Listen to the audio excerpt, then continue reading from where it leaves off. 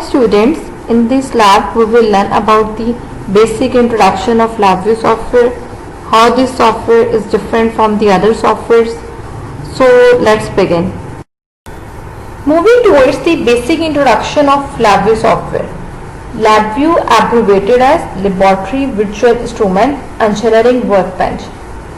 LabVIEW is a platform and development environment for a visual programming language from National Instruments. LabVIEW relies on graphical symbols rather than textual language to describe programming actions. That's why it is called graphical programming language. So अभी तक आप लोगों ने जितने भी software पढ़े हैं, सी पढ़ा है, जावा पढ़ा है, मैटलैब पढ़ा है, उसमें क्या था कि आप लोग जो हो टेक्सचुअल बेस्ड प्रोग्रामिंग कर रहे थे. ठीक है, क्या था आप टेक्सचुअल बेस्ड प्रोग्रामिंग लैंग्वेज, जिसमें कि आप लोगों को एक प्रॉपर सिंटेक्स का था, उसको फॉलो करना आप लोगों के लिए इंपॉर्टेंट था.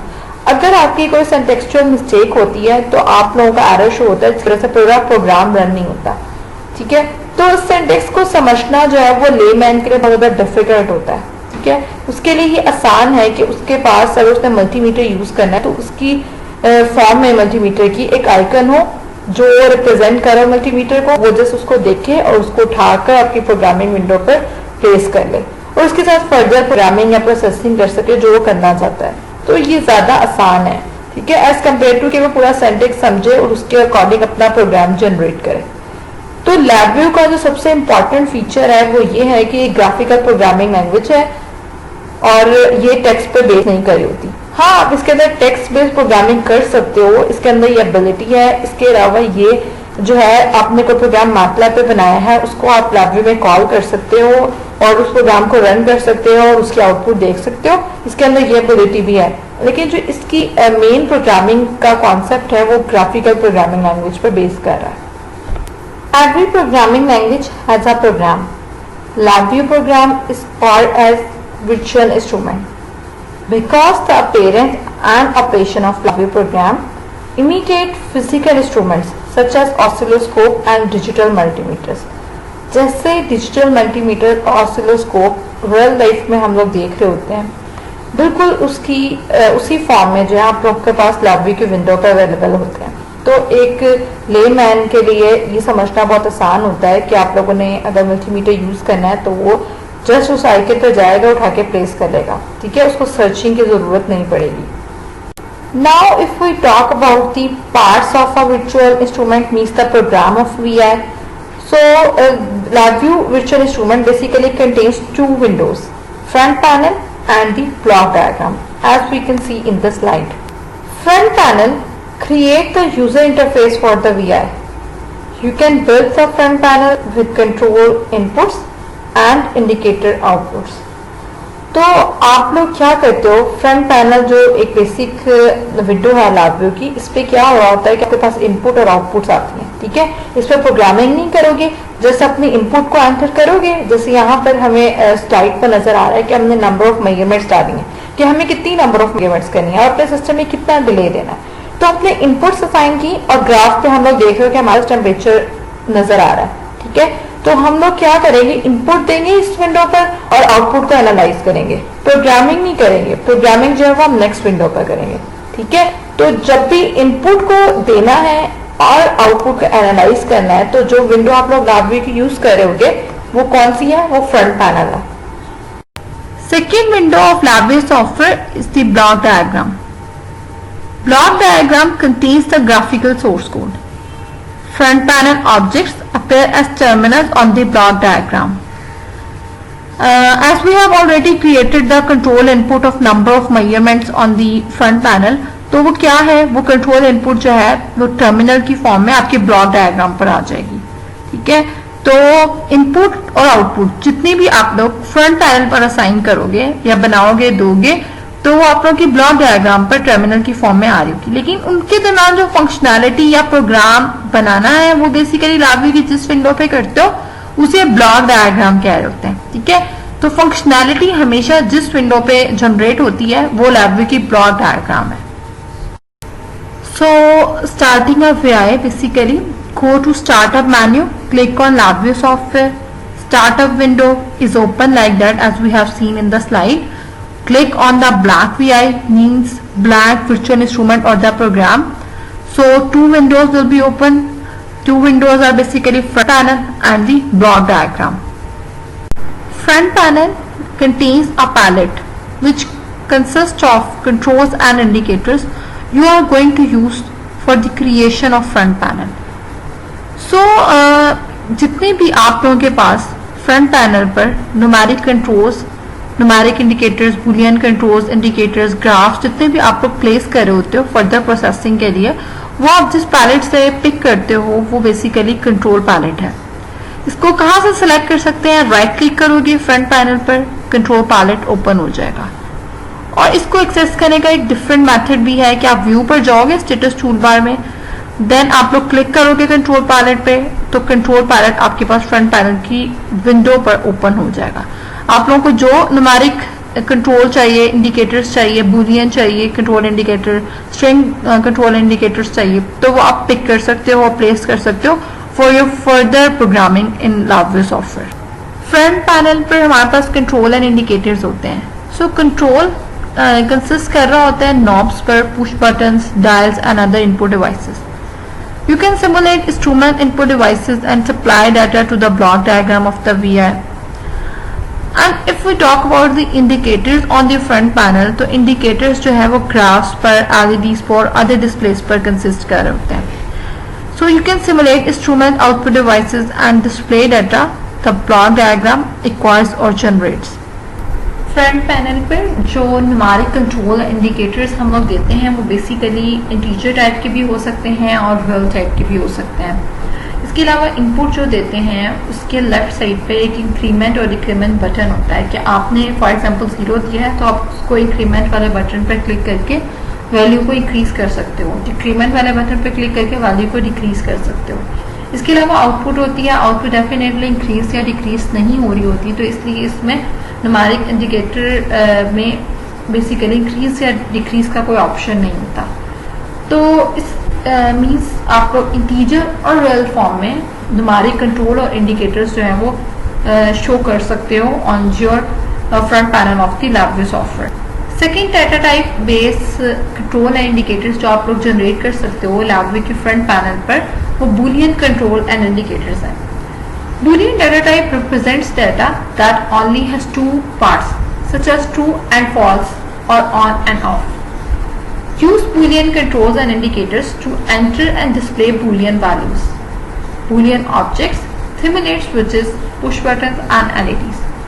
For example, अगर मैं अपना एक बल्ब लगाया हुआ है और LED लगाई हुई है मैंने अपने फ्रंट पैनल पर, उसको मैंने ऑन ऑफ करके देखना है, तो ऑन ऑफ करने के लिए मैं उसके साथ एक टॉगल स्विच अटैच करें. जैसे ही मैं टॉगल स्विच को ऑन करती हूँ तो मेरे पास LED मेरी ऑन हो जाती है, टॉगल स्विच को ऑफ करती हूँ तो मेरी LED जो है वो ऑफ हो जाती है. तो यहाँ पर ऑन ऑफ का फिनोमेना यूज हो रहा है. तो मैं कौन सी डाटा टाइप ले रही हूँ फ्रंट पैनल पर? Boolean control and indicators. Switch मेरा बुलियन कंट्रोल को शो कर रहा है और LED जो है वो बेसिकली बुलियन इंडिकेटर को शो कर रही है. Third data type base control and indicators जो आप फ्रंट पैनल पर अटैच करते हो वो स्ट्रिंग है. The string data type is a sequence of ASCII characters. Use string controls to receive text from the user such as password or username. Use string indicators to display text to the user. Now if we talk about the block diagram objects, then a block diagram basically includes terminals, sub-VIs, functions, constants, structures and wires. Same as front panel, block diagram में भी functions, constant, structures को show करने के लिए, place करने के लिए एक विंडो होती है, एक पैलेट होता है जिसे हम बेसिकली फंक्शन पैलेट्स कहते हैं, जो कंटेन कर रहा होता है VIs पर, फंक्शंस पे, कॉन्स्टेंट्स पे, स्ट्रक्चर्स पे. Those are helpful for the creation of the functionality of the program. So what are the terminals? Terminals are block diagram appearance of front panel objects. Entry and exit ports that exchange information between the front panel and block diagram. Change the view type of a terminal by toggling the view as icon selection from the context menu. So what are the nodes? Nodes are objects on the block diagram that have inputs and outputs and perform operations when we are going to run our virtual instrument LabVIEW program. They are basically similar to statements, operators, functions and subroutines in text-based programming languages like MATLAB, Java, C. अगर हम current slide में हमारे पास एक example है उसकी बात करें तो बेस और हाइट को मल्टीप्लाई करें तो जो मल्टीप्लाई का साइन है वो एक मेरे पास नोड है. सो नोड को हम किसी चीज से कोई भी चीज हमारे पास नोड है लाइक फंक्शन, सब structures like while loop, for loop, all the things are nodes on the block diagram of LabVIEW software. So now if we talk about the wiring tips of LabVIEW software block diagram programming, then if you want to delete any broken wire on the block diagram, then just select the wire, press Ctrl B and the wire will be deleted. Right click and select clean up wire to reroute the wire. So here we have another advantage of LabVIEW software. LabVIEW programming is basically called as the data flow programming. LabVIEW follows a data flow program model for running the virtual instrument. Our node, if we talk about the node in our current example, then we have addition block and the subtraction block. So these are the nodes in our current example. A node executes only when data are available at all of its input terminals. Means अगर हम addition करने लगे तो addition जिन दो numbers के दरम्यान में होनी है वो दो नंबर्स अवेलेबल होने चाहिए हमारे पास, तभी मेरी जो नोड है वो एग्जीक्यूट होगी. And a node supplies data to the output terminals only then the node finishes execution. Means जब तक आप लोगों के पास नोड की दोनों इनपुट्स पर डाटा अवेलेबल नहीं होगा तब तक वो नोड एग्जीक्यूट नहीं होगी, और जब तक नोड एग्जीक्यूट नहीं होगी तब तक डाटा जो है वो मेरे आउटपुट टर्मिनल शिफ्ट नहीं होगा. Like other software, LabVIEW has also searching option for control VIs and function. Find controls, functions and VIs using the search button on the control and function palettes.